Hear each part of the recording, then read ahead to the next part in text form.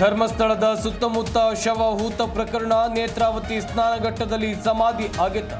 ಕಾರ್ಮಿಕರ ಜೊತೆ ಎಸ್ಐಟಿ ಉತ್ಖನನ ಆರಂಭ.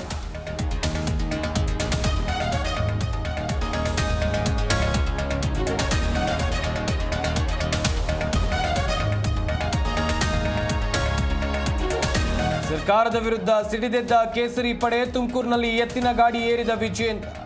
ಯೂರಿಯಾ ಅಕ್ರಮ ಅಂತ ಪ್ಲೇ ಕಾರ್ಡ್ ಹಿಡಿದು ಧರಣಿ.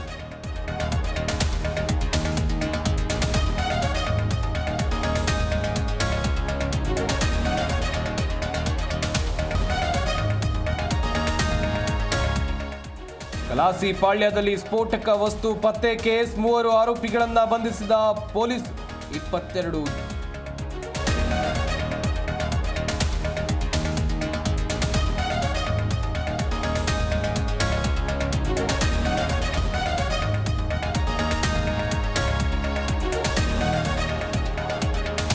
ಪಶ್ಚಿಮ ಘಟ್ಟದಲ್ಲಿ ಮುಂದುವರಿದ ಮಳೆ ಅಬ್ಬರ. ಚಿಕ್ಕೋಡಿ ಉಪವಿಭಾಗದಲ್ಲಿ ನೂರಾರು ಅವಾಂತರ.